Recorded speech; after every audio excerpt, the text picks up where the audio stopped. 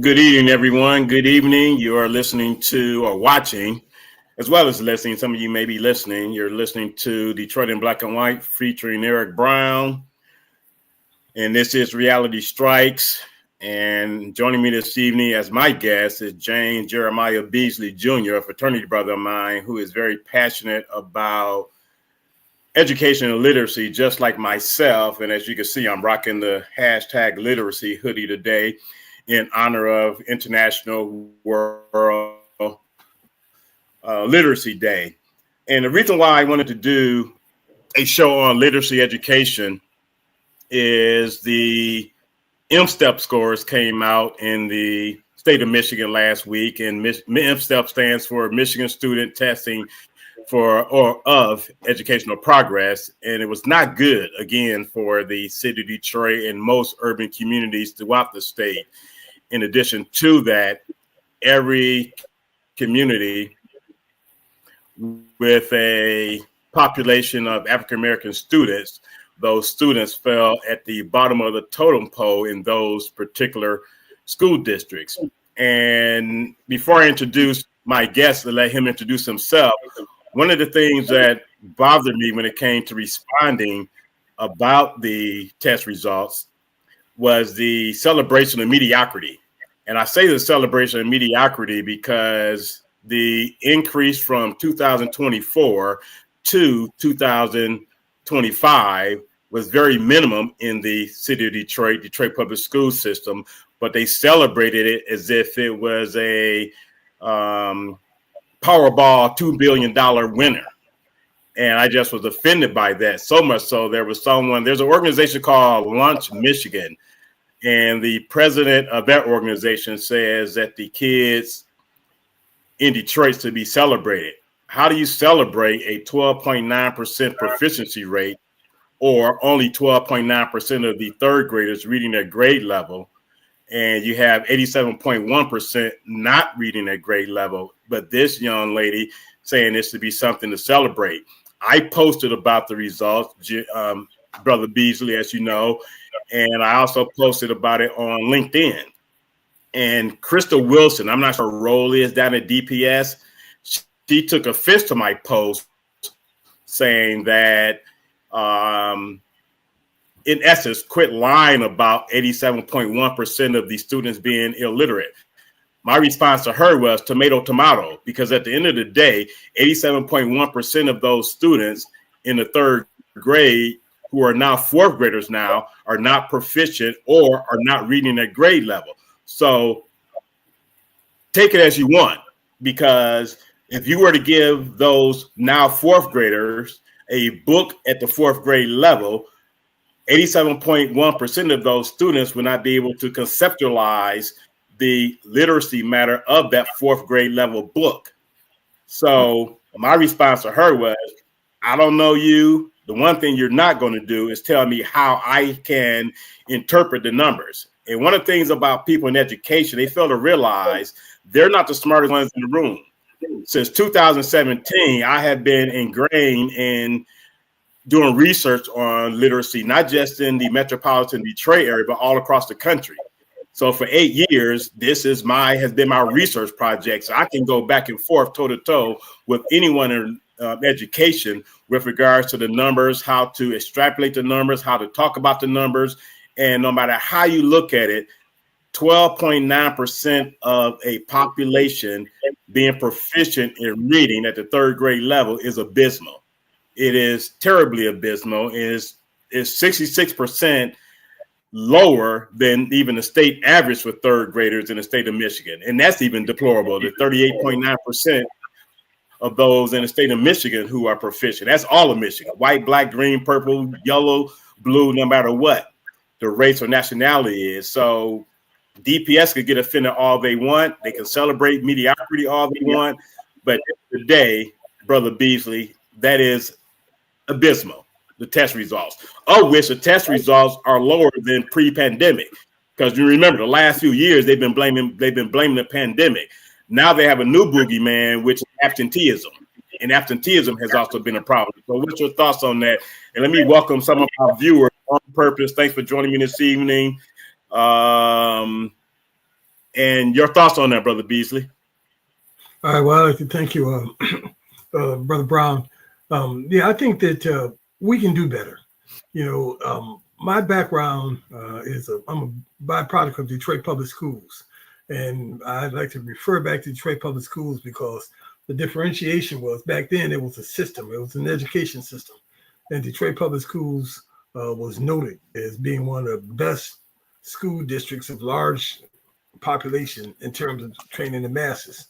But a lot has happened from the time we came through. I came through Detroit Northwestern. I know you came through Murray Wright, but a lot has transpired since that time.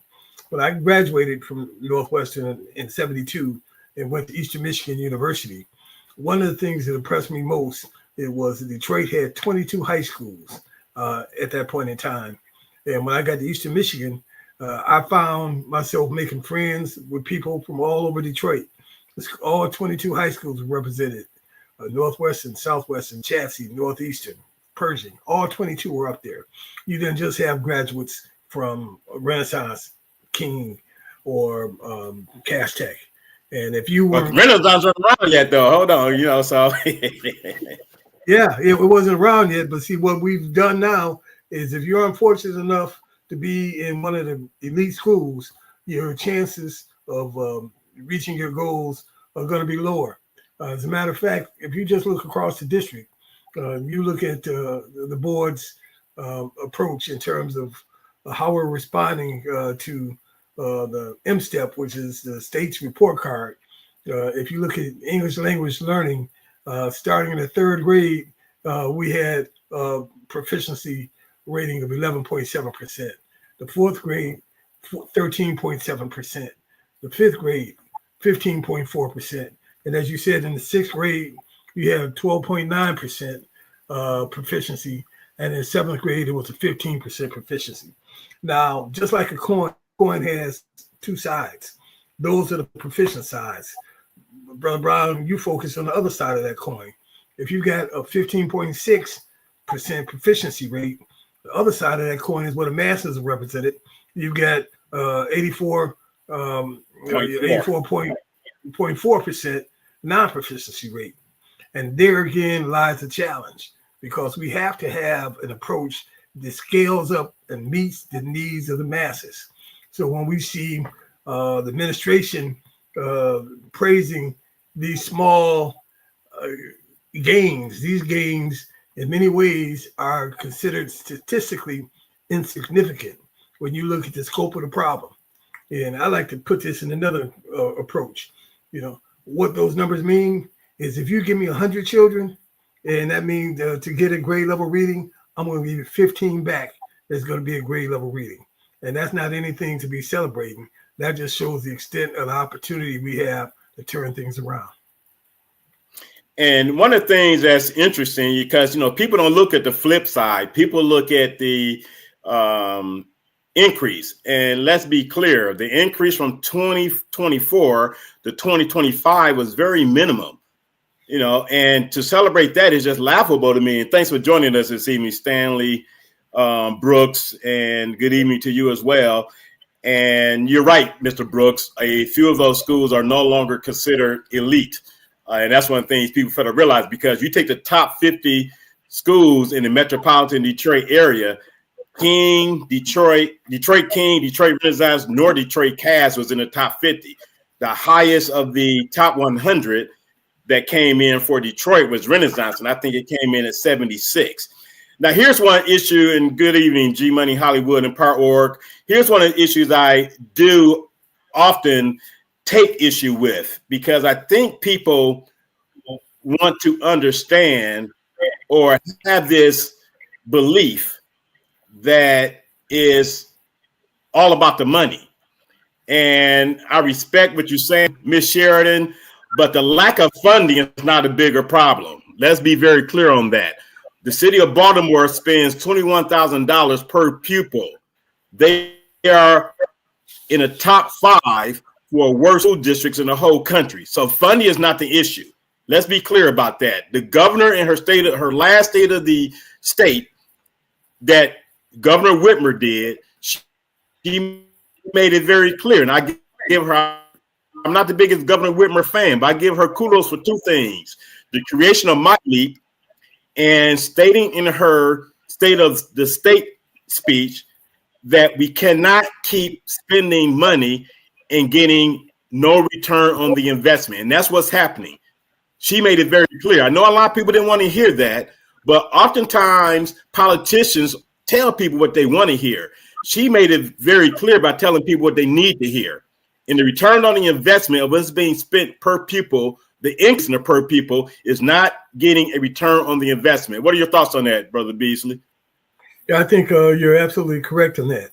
And we can turn that around by changing public policy. You know, we have a policy right now that produces outcomes that are the minimal outcomes. And in corporate America, you get your results by everyone singing from the same playbook. I was in professional sales selling high technology for IBM, Hewlett Packard, Xerox, Sun Microsystems.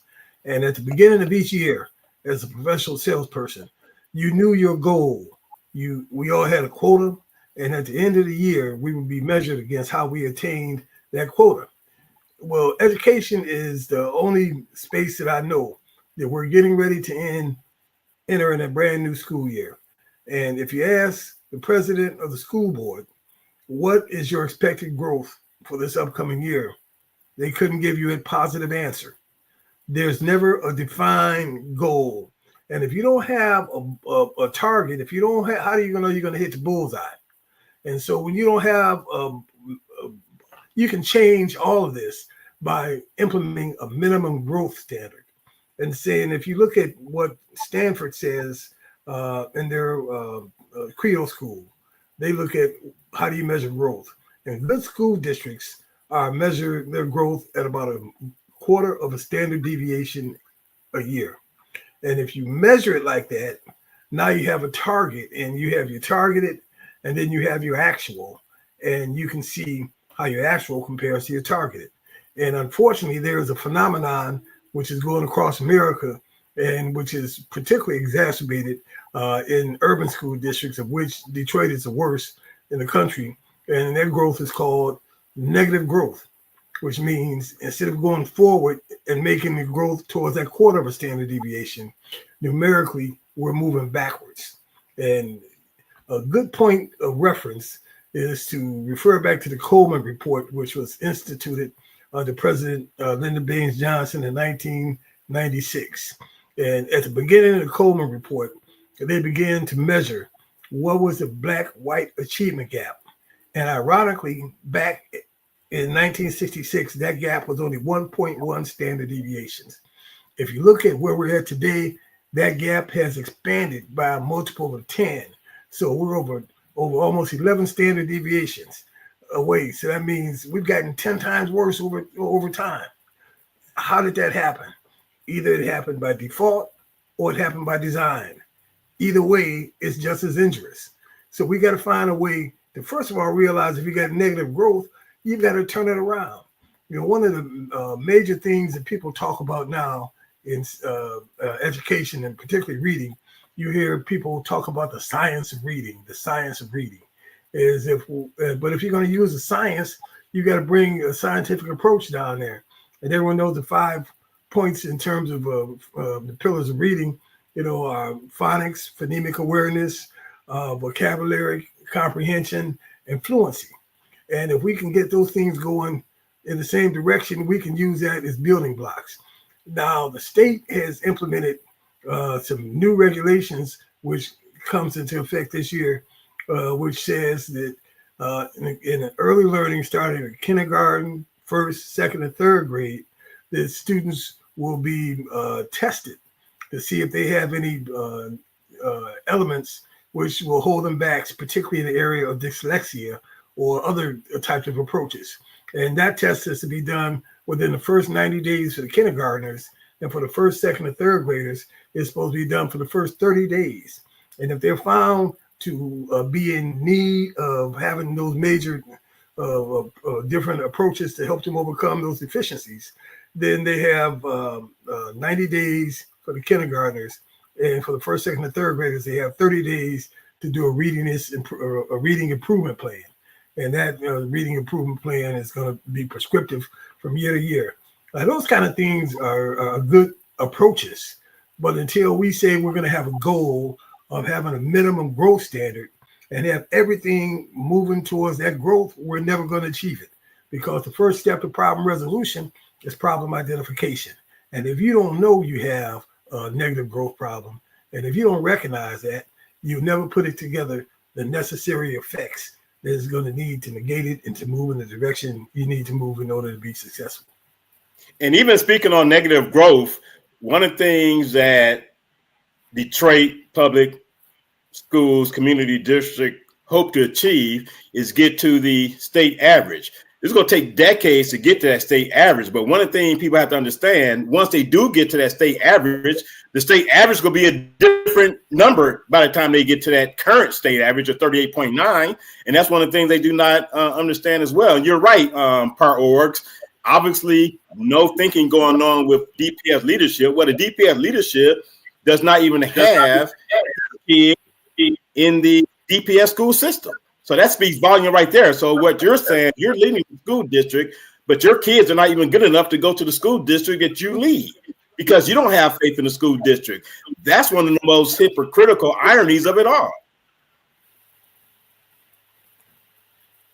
That speaks for itself, speaks for itself. As a matter of fact, it's ironic that you would mention that because I have a very good friend and his father was chancellor of the New York City public school system. He was chancellor of the Boston public school system. He was chancellor down in the Miami-Dade County School District.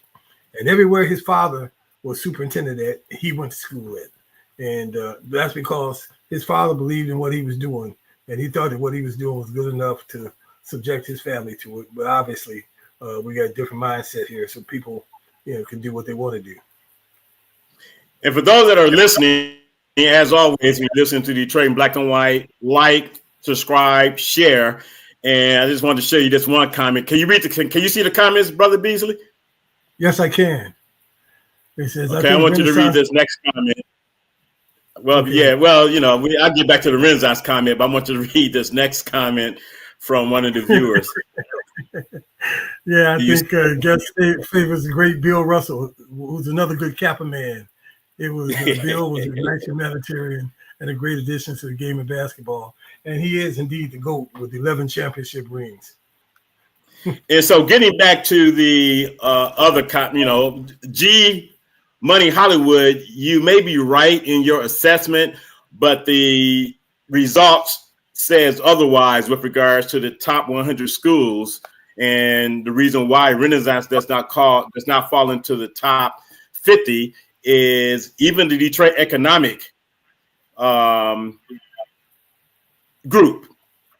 They do an annual state of education report, and they have even shown that 70% of kids coming out of the EPS are not ready for college. So there's a lot of work to be done, and I hate saying that term, there's work to be done, because we should be beyond saying there's work to be done and just do the damn work. As I stated, I got involved in this 8 years ago.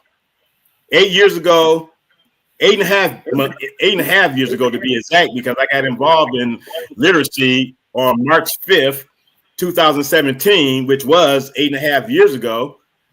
2017, excuse me, after reading an article about a 12th grader at Detroit Central reading at a first grade level. I'm like, how in the hell was that possible for someone to be in the 12th grade reading at first grade level?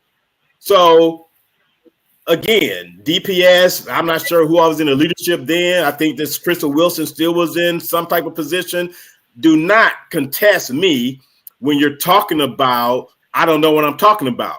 A 12th grader reading at a first grade level, DPS leadership should be fucking ashamed of themselves, because that student represented DPS.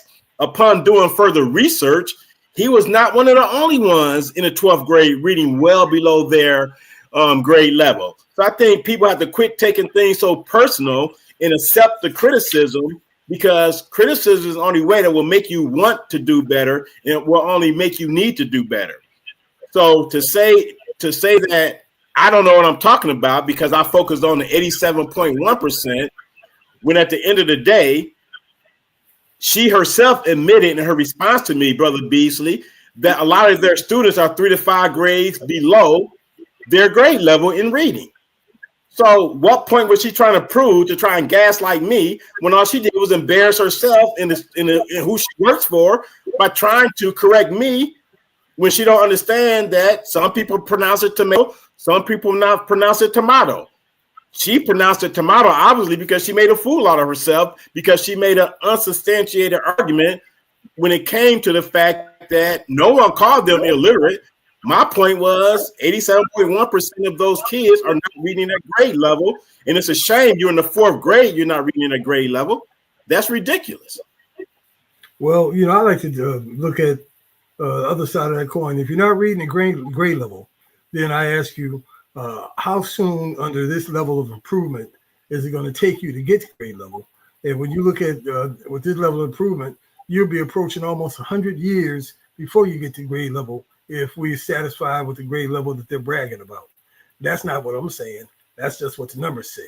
We need a solution which scales to the extent of the problem. Let me put this another way. When we were in school, if you wanted to be in A territory, you need to be in what grades? In the 90s or above. If you wanted to get a B, you had to be in the 80s or above. A C, you had to be in the 70s or above. If you wanted to get a D in an honors course, you had to be in 65 or above. Right. So that's a grading scale which has been universal in education. If we take that same margin and apply it to these numbers, where does a 15 fall at on that scale? That means if you give me 100 students, F minus. Yeah, you give me 100 students, and I'm going to give you 15 back that can read at grade level. Should we be satisfied with that? Is that cause to throw a parade? And to on purpose point, why would anybody buck or anything when AI would do it for you? I don't support the premise though. And one thing people need to understand about AI on purpose, you still have to, where people are messing up with AI is not editing the artificial intelligence that they're getting. So they're getting called out on plagiarism because they don't have the wherewithal, critical thinking skills to edit what AI is doing for them. So no, AI is not an asset because you still have to know how to use AI. And I think that's what people do not understand. Well, that's the challenge we're faced with. We're facing an environment where machines are getting smarter and people are not. And that's a very dangerous intersection to be on. Being in the computer industry, there's a law called Moore's Law. And Moore's Law says every 18 months, the price of the computer is cut in half while the power is doubled. So that's why we get such sophistication coming out of machine language. But after the machine language has generated its output, you still have to be able to read it. You still have to be able to interpret it. You still have to put it in its proper context. But if you don't have basic fundamental reading and processing skills, you aren't going to be able to, you're going to be a slave to this technology instead of being a master of it. Correct. And to Mr. 1213, and thanks for joining me this evening, Mr. 1213, he makes a point that you made earlier, Brother Beasley, about the Detroit high schools were top notch in 1972. So to his point, I'll show you can read it on the screen right now. How do you, because that's your time frame, how do you respond to what Mr. 1213 said with regards to the schools being what they were back in the 70s? Well, I agree with it. I agree with him. Right now there's a good conversation about where do we go as a state. The state of Michigan has a plan that they call 60 by 30. And what it refers to is it says by the year 2030, they want to have 60% of the graduates of the Michigan school system either be college ready or career and technical education ready. Well, and that's back in 1970, not to cut you off, Brother B, that's 60 by 30. That's the lingo that both MyLeap and the Michigan Department of Education is using. Their slogan is 60 by 30. Yeah, 60 by 30. Yeah. So they want to have 60% college educated and CTE, which is career and technical education ready by the year 2030. But the numbers tell us we won't be able to get that. What the numbers do is it validates what the Detroit Chamber of Commerce was saying, that because the Detroit school district is moving backwards, that the people aren't going to be able to meet their eligibility goals as far as hiring. We won't have a workforce which is adequately prepared with the challenges and the jobs that the 21st century is going to be demanding. And that's going to hold us back. So until we put together a definite plan to turn around the negative growth, we'll never achieve any positive outcomes at mass levels to make difference. And as you can see, right, to play catch up. And to Jill Sheridan, she makes a great point. And one of the things that we all say, it starts at home. That goes without saying. It starts at home. But there's a caveat to that. And you mentioned it, you alluded to it a little bit earlier, Brother Beasley. Yes, it should start at home. But one of the things that we have to really be honest about and understand is that there's been a miseducation of kids in urban communities for years, for decades. So when I give speeches about literacy and education, one statement that I make that most people can resonate with and understand. Dr. Martin Luther King once said, you cannot ask a bootless man to lift himself up by the bootstraps. To that same token, I often say you cannot ask an uneducated parent to be there to educate their kids because they don't know. It's the blind leading the blind. And people need to understand that, yes, the lack of support is not at home with a lot of these students because their parents do not know or do not have the skills. And let me take it a little bit further. 70% of households in the city of Detroit are headed by single parent women working 2, sometimes 3 jobs. So getting that assistance from that single parent is just not feasible because they're tired. They're tired. They're trying to put food on the table, keep the lights on, keep a roof over their kids' head. And that's why I say all the time, the village that once was in place have to come together, particularly some of these organizations, the fraternities, the sororities, the church, the business community. Everyone has to play a role because a lot of these parents are not equipped to play that role of being the tutor to their kids at home. They're not skilled to do that. That's real talk. It may not be something that people want to hear, but it's something that people need to hear. Yeah, Brother Brown, you hit it dead on the head. Back in when we were growing up, I look at the kind of men that we had at our disposal. My father was a hardworking guy. He came from Mississippi. He was a former sharecropper. And when I like to tell them what a sharecropper is. I tell them basically a sharecropper is first cousin to a slave. You did basically the same work and basically got the same pay, because he had a 3rd grade education and because he had to work the fields. And so he decided to leave the fields, came up to Michigan, got a job working for Ford Motor Company and retired after 44 years, as so many other black men did at that time. But when we were growing up, over 75% of all the households had 2-parent households there. Hardworking, God-fearing people. Not all were literate. Many were like my father, but they stressed the importance of literacy. And I learned at an early age it was important. My mother taught me how to read. Not only did she teach me and my brothers and sisters how to read, but she ultimately ended up retiring from the Detroit public school system as a reading paraprofessional.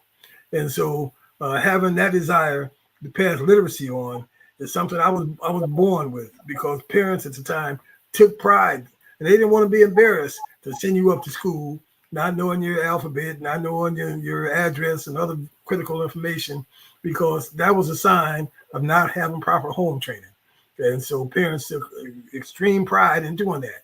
We need to get back to that same level of involvement, because you're right. Education does begin at home. She always used to tell me education is like charity. She would say charity begins at home and then it spreads abroad. And what's even more interesting is, a lot of us that came from 2-parent households. And as you said, my father originally is from Barbados, the West Indies. And I tell people all the time, I don't know if he even had a high school GED. But the one thing that he stressed amongst myself and my 5 siblings was education, the importance of education. So that is what's missing right now.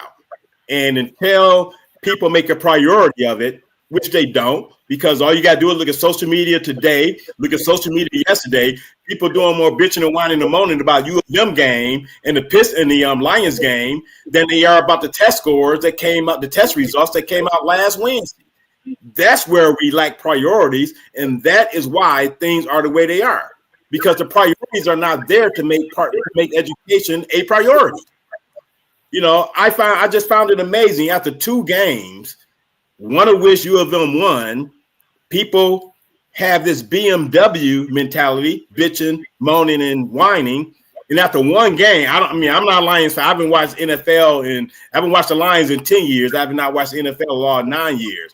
But to see all of the whining today on social media about a game that they lost, when just a week ago, a little bit over a week, there was this deafening silence when the M-Step scores came out. That speaks volumes of where the problem lies. It lies with the people. Well, you know, we not only have to look at what the scores say, but we have to take a look at what the scores mean. Because when you're looking at having a 15% reading proficiency, grade level reading proficiency. Now, to say grade level, that's not to diminish the students. What that's to do is to diminish the approach and the position that we're putting the students in, because we haven't found an effective way of teaching them, the masses, to learn how to read. And I think the key word there is effect, because if you take an approach where you say we're going to have a minimum growth target, and associated with that, when you use the scientific methods, what you want to do is you want to focus on those methods which have the highest effect size, because if you the higher the effect, the greater the mass movement is going to be. And that's what you need to do, is design an approach which takes us from where we are to move the masses in a significant way. And making a 1 and 2 or 3% improvement is not significant, because when you consider the fact that when I look at my granddaughter, who's 4 years old, just starting to enter pre-kindergarten right now, by the time she graduates, that's 13 years. That's her entire academic life. So we have to take a look at our approaches in relationship to these 13 years. Now, if I have 100%, if I have a 100-year plan to get to grade level reading, that's not going to do her very, very much good, because her academic life is expanding after 13 is gone after 13 years. Right. And so we've got to be effective. We've got to use things, and we have to quit paying for stuff which is not working. You know, if you look at what our current situation is, and I've been involved almost 20 years in terms of education, and I saw the approach that we went through with emergency management in Michigan and in Detroit, and how they came in and took over. And I saw how we got the vote back. When we finally got disenfranchised and they took the vote away, they gave us the district back, but we still had to pay off the debt that they had racked up. So when we got a new school board in, we brought in a new superintendent. And the superintendent, his very first year, said, I'm going to look around for a year just to see what's going on. And then I'm going to make recommendations of what we go from here. And so what he did after the first year, he made the recommendations, and he brought in basically the same curriculum he was using down in Jacksonville, Florida already, and he implemented it in Detroit. And so that's what we're currently using. And that's the curriculum which has given us these 85% non-proficiency rates. And so we need to ask ourselves as a community, is that acceptable? And I don't think it is, but if enough people question it, then maybe it can be done. Another thing which was done was, from an evaluation standpoint, the gold standard for evaluation is called NWEA, Northwest Education Associates. And Detroit had been using that maybe for about 40 years.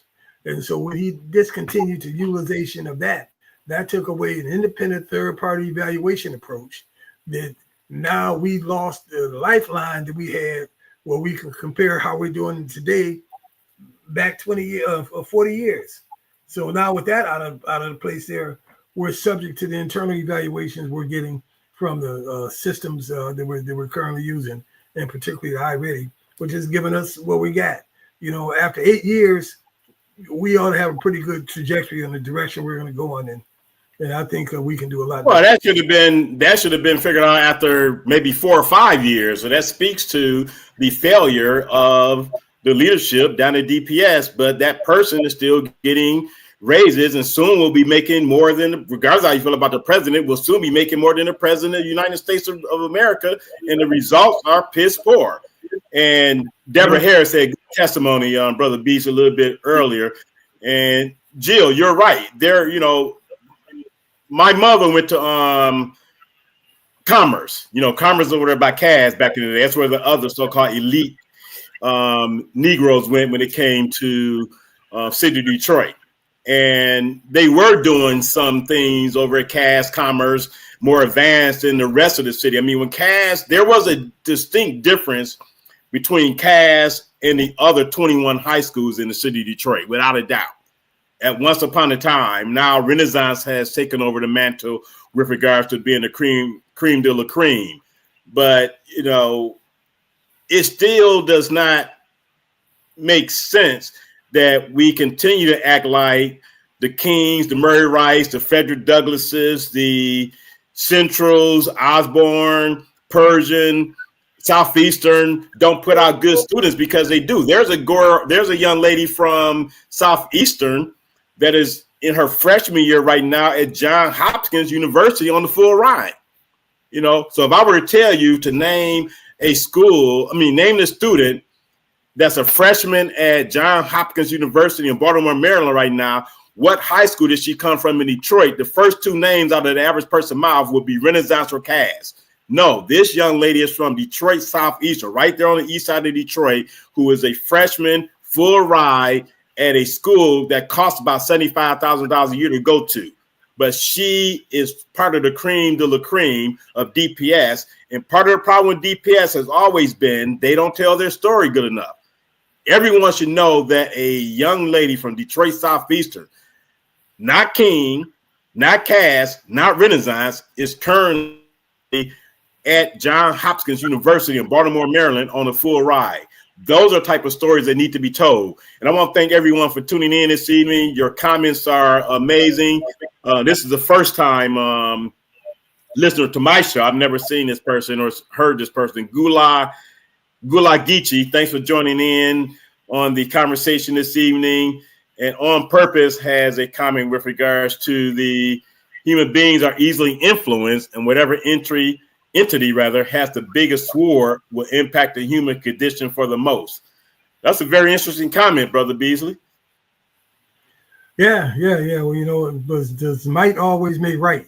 You know, I think if you take that concept, you know, we're looking at what's happening to us nationally now. You know, a person that has might is challenging the rights that we have as individuals. You know, from an idealistic standpoint, do we really believe for the ideals that we stand for? Or do we only believe it when it's convenient? And then here's a comment: the DPS superintendent is there by design, which is to miseducate. That may be true on purpose, but the miseducation has been going on for at least 30 years. You know, people fail to remember. In 1994 was school takeover took place, 94, 95, under John Engler, with the assistance, and people don't like hearing this, but for those that do their research, with the assistance of legislators from the city of Detroit that's supposed to be looking out for the best interests of the residents of Detroit. So that's real talk. That's a fact. You don't have to like it, but you can look it up for yourself, do your own research. Engler was not a solo proprietor when it came to the takeover of the Detroit public school system back in 1994, 1995. And congratulations to her. Yes, I forget her name on purpose, but she was also a student in the program through Urban Alliance, of which I'm on the advisory board for. So an Urban Alliance led by Alfonso Amos, Executive Director, CEO of the Detroit branch, doing some great work, and I'm very proud to be on that board. Yeah, that was a very Brown. Yeah, I was going to say, one of the other things we need to take a look at is we need to quit looking at excuses and find solutions.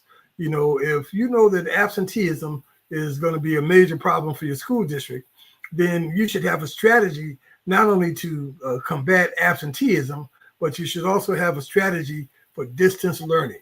Because because the student may not make it to class doesn't mean learning shouldn't go along. So Correct. if you had a proactive school board, you would have approaches in place that will allow the learning to continue if the student wasn't in school. Effects, you know, and so that's one of the things we need to take a look at. Another thing we need to take a look at is how do we create virtual communities, because everybody needs to have a support structure, and so we can use technology, voicemail, with email, with telephone contacting, to have personal support groups for every student. So if we see that something is getting out of line, we can contact the key people in their inner circle to help them. We keep saying it takes a village to grow a child. We need to start acting as a village. When we grew up as a child, we did act as a village, you know, because you think the internet is fast. There was nothing as fast as the mama net. Mama net, if you did something wrong, Miss Poole will call your mama up on the other end of the line and say, Jimmy did this. You got home. Your mom said, well, Miss Poole said you did this. No, mama, I didn't do that. Well, now you're calling Miss Poole a liar, huh? So you got double discipline. One for doing what you did, and other thing for disrespecting your adults. We need to understand boundaries, and I believe if we put boundaries and let the kids know the reason why, then they'll respond in a positive way. And Jill, can you have your comment up right now, Jill Sheridan, but can you elaborate a little bit further on what you mean by your comment? You state you have an issue with having to pay money to get educated at lower grade levels. And you go on to say that public schools need to be able to meet higher standards, which I agree. But can you elaborate on that first part? And while she does that, I did want to discuss this comment by Mr. 1213. Students of DPS had won the robotic contest at Cobo Hall 10 years ago. That was not being discussed. One of my main criticisms with DPS, they don't tell their story good enough. A few years ago, the students at Chrysler Elementary School, right in the downtown area, Lafayette Park, won the national chess championship. The residents of the city of Detroit, at least most of them, they found out about that by way of a State of the City address by the mayor, Mike Duggan. That's something that DPS should have been bragging about. You have to tell your story. I mean, we are both graduates of Eastern Michigan University. I tell people all the time, one of the best forensics or debating teams in the country is right there in Ypsilanti, Michigan. They have beaten U of M, they have beaten Penn, they have beaten Harvard, they have beaten Yale, they have beaten Dartmouth in debating competitions. Eastern Michigan does not tell that story good enough because I was going to say, just to add to that one, one of my best friends, we came in as freshmen together. He was actually captain of the 1977 debate team at Eastern Michigan University, he was a captain of the football team, and his name is Rodney Slater. And Rodney former agriculture secretary. No, Secretary of Transportation. Okay. Yeah, he came through in the Bill Clinton administration. He was Secretary of Transportation, which has the second highest budget in the federal government. But once again, those skills were honed up at Eastern Michigan. I take great pride. I say Michigan doesn't have a traditional HBCU. But Eastern Michigan sure felt like one. And one of the things Eastern Michigan still has the honor of saying is they turn out more Black college graduates than any other team, any other school in the state. And I think we're sort of proud of that because they give us an opportunity. And when we get an opportunity to come in and when we're properly prepared, we show we can compete with the best. Well, I get you, Jill. You said that I mentioned the $75,000 tuition at Johns Hopkins, and it might be a little bit lower, it might be higher, but it's a high figure. And that is the tuition range for Johns Hopkins University. It's a private school, Baltimore, Maryland. And you want all kids to have the opportunity for great teaching without cost. And I cannot agree with you more because the cost of education, particularly college education, be it public or private, is not cheap. I mean, I remember when I transferred to Eastern Michigan University, credit hours were $147 each for the 100, 200 level credits, and maybe about $223 each for the 300 and 400 level undergraduate courses. Now credit hours are just crazy. Over $300, $400 for a 100 and 200 credit hour class at Eastern Michigan University, and 400 plus for 300 and 500 level courses, undergraduate courses. So no, education is not cheap, and there's no guarantee of success once you have that degree. Now, Eric, let me contrast that with what the tuition was in 1972 when I started at Eastern Michigan University. When $1.77? No, not much more than that. A credit hour, it was $17.50 a credit hour. Damn. I mean, you could take a 3 credit hour class for about $54, $55, which is about what I paid in a grocery store today.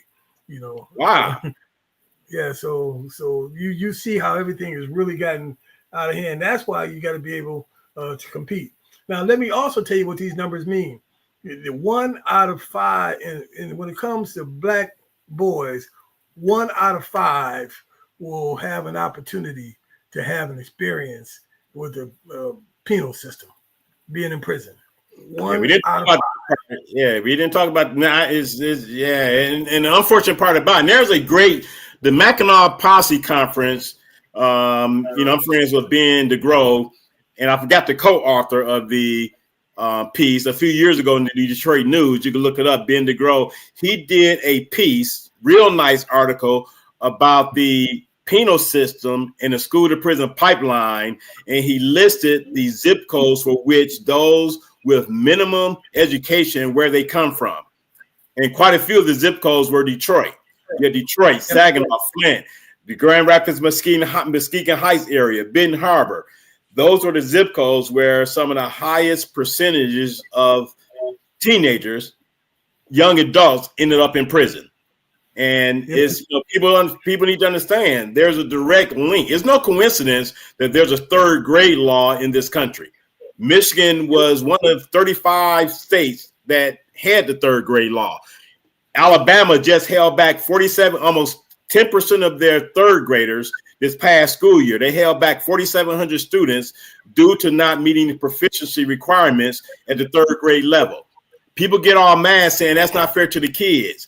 Michigan repealed it, saying that, it's not fair for a student to not be moved along with their friends. Well, damn it, that student that did not meet the requirements should have been doing what their friends were doing. So I don't have a problem with the 3rd grade holding people back. I just don't, because education is about progression. If you're just moving kids along to moving them along, you're not setting them up for success, and you're only setting them up for failure. Again, the 3rd grade proficiency rates is also predicated on the additional beds that they would create for future visitors to the concrete jungles all across the country. Yeah. And when you look at prison is the only place in America where slavery is still legal. And 13th Amendment. We're going right back to the plantation.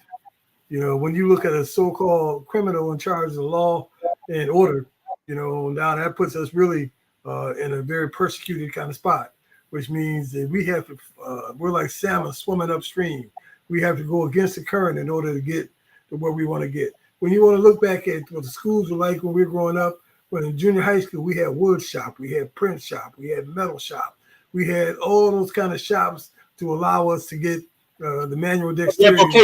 Vocational skills, yeah. We had music, So when I look at Angel Elementary School, I went to school with Ray Parker Jr., who wrote Ghostbusters. We went to Northwestern. Stevie Wonder's musical director, Nate Watts, he came out of Northwestern. You can go on and on and on and look at all the good talent which came not only out of Northwestern, but out the whole Detroit public schools. Detroit Northeastern, Detroit Southeastern, Miller High School when Miller was a high school, Eastern King, which used to be Detroit Eastern, George Gervin, you have some very amazing people that came out of DPS. Then you look at those that were in the Brewster Projects, the Jeffrey Projects, those that went on to Motown. So yeah, there were some. I mean, you have a fraternity brother, a line brother that played with Earth, Wind and Fire. Yeah. My roommate Philip Huckabee, the late Philip Huckabee, F.P. Huckabee, fabulous Phil. Yeah, right. And so when you look at that, and you also look at the resources that we have. If you look at Northwestern, for example, a lot of people don't know that Northwestern High School has a planetarium in Northwestern High School. Yeah, you told me that before, right? Yeah, it's a broken planetarium, which once again is part of the reasons I've got some issues with Detroit Public Schools, because when you look at schools in planetarium, Northwestern has one, Cranbrook has one. Yeah, Cranbrook has one. Cranbrook's planetarium works. Maybe Eastern Michigan has one. Yeah, maybe if you fix the planetarium in Northwestern, that could stimulate students to want to study astronomy, study science, but we've got stuff built that we don't even take full advantage of. When I was in high school, I looked at programs I had. I took electronics in the 10th, 11th, and 12th grade. I was in junior achievement in 10th, 11th, and 12th grade. I worked for IBM in high school, so I can see the importance of vocational training. Those are the kind of opportunities we need to expose our kids to on a mass level, and then we'd have better opportunities for them to achieve.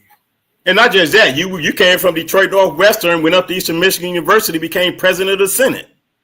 You know, so and let me get to some of these comments because we only have 9 minutes left. And Mr. 1213, there's a book by John Taylor Gatto, a former New York City teacher, titled Weapons of Mass Instruction. It reads about the faulty school system in America. It must read. And people need to understand there is a faulty school system, and the miseducation is nothing new. Jill Sheridan talked about having a friend that went to State University of New York and became a physician. She said it was nearly free years ago. I would love to know how many years ago was that, Jill. Thanks, Mr. Duckett. He says, great discussion, fellas. Then you have Gula Geechee. Kids should be learning bee farming and husbandry in after-school programs. Husbandry, what is that?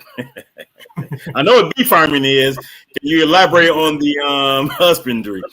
And then you have On Purpose. Greg Philliganes, Ray Parker, Diana Ross, which we mentioned 2 of the 3 that he just mentioned. Wayne State On Purpose says also has a planetarium. And not only does Wayne State has a planetarium, Wayne State has what's known as the Harris Literacy Project. The Harris Literacy Project deals with the adult illiteracy community and providing a way for them to get into college and get a degree. Again, the Harris Literacy Project at Wayne State University has assistance for adults who are considered to be functional illiterate, and they find a way to get them in school, help them navigate the college process, and go on to a college degree. That's right down in Detroit, Midtown, Wayne State University. G Money Hollywood states that it's designed to have the school to prison pipeline. I do not disagree the way it does. It's designed to even keep those who are qualified for decent jobs for a decent job, not to award them that job so that they can turn to a life of crime. Mr. Duckett says that, has anyone given a cost for the planetarium repair? Do you know about that, Brother Beasley? No, I don't know the cost, but I do know that under the COVID relief plan, Detroit Public Schools received they could use that money, right? A $1.3 billion grant, of which we're going to build new schools as opposed to turning around the literacy rate of the existing schools. So we want to build brand new temples of real literacy. And then Gula Geechee. Money's not a problem. It's a priority. Right. Money is a priority.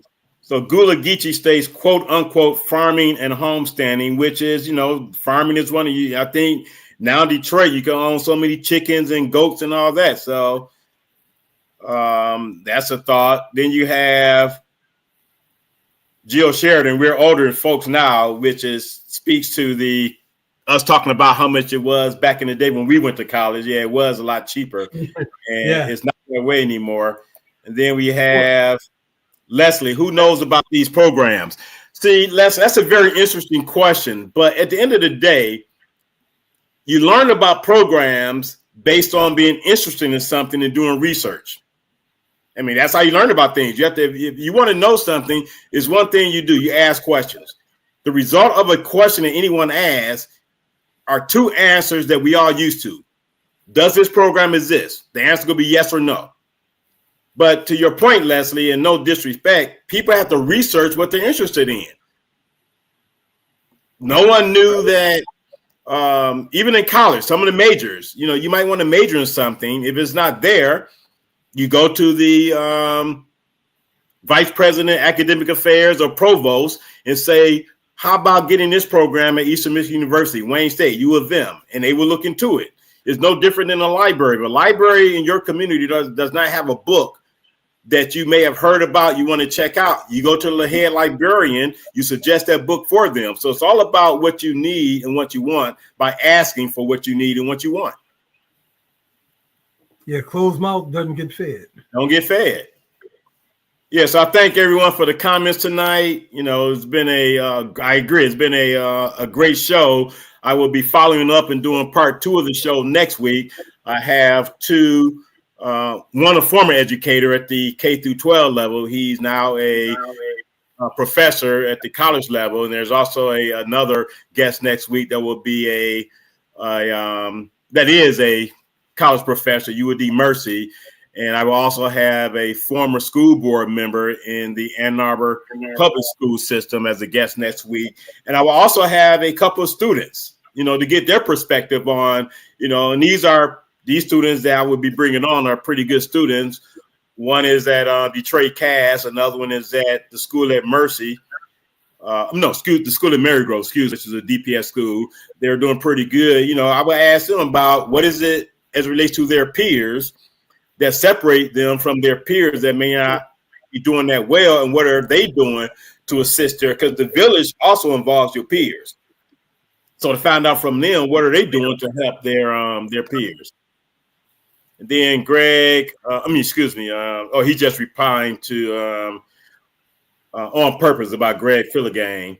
And then On Purpose had a comment. I really enjoy hearing about your guests and you, Eric. Thank you on Purpose. And that's what I'm about. I'm bringing, on the Detroit in Black and White, that's more political. And I will be getting into some of the political aspects of the upcoming election because I will have mayoral candidate Solomon Kinlock on my show. Looks like on the 22nd of September right now. I was going to do it the 29th, but there's a conflict with the original guest for the it's a conflict with my co-host on the 22nd, so I'm going to have the guest on the 29th that would have been on the 22nd, on the 29th, and then have Reverend Solomon Kinlock on the show September 22nd, which is the day after my birthday. So, and also the weekend, the Monday after homecoming up at Eastern Michigan University. So hopefully I won't be still tired from celebrating homecoming as well as celebrating my birthday. But September 22nd, that's the anticipated date for Reverend Solomon Kinlock to come on my show to talk about his campaign and what he sees as it relates to moving Detroit forward. And 2 more comments from On Purpose, the G Money. Yes, Michael Jackson's music director. Yeah, Greg Filligang, right out of Detroit. And then final comment before we go. Yes, you're right. I do remember him leading on Thriller. Hold on, they didn't turn it into a Michael Jackson, Greg Filligang's conversation. Hey, well, we might as well throw out one more name. Dr. Michael Eric Dyson is a Detroit Northwestern graduate. A lot of people didn't know that, but that lets you know the kind of talent we can turn out. Right. And any final, not any, but your final comments before we go, Brother Beach. I want to thank you for joining me this evening. I want to thank all the watchers, all the listeners, and this is the YouTube listeners. I'm not on Facebook, so I can't see who all is watching over there. My apologies. But for those that are listening on Facebook as well, I appreciate it. And I'm very humbled by you taking time out of your Monday night to check out my show again. Part 2 of the Talk on Education will be next week, because next week, guests, we will also talking about some solutions. So your final thoughts, Brother Beasley? Yeah, my final thoughts are for those of us who are in Detroit, I want you to know that before you finish, G Money says Tyson is a sellout. Hey, you got to make money some way. Yeah, for those of you living in Detroit, I want you to know that on Tuesday at 5:30, Detroit Public Schools having their monthly board meeting at Martin Luther King High School.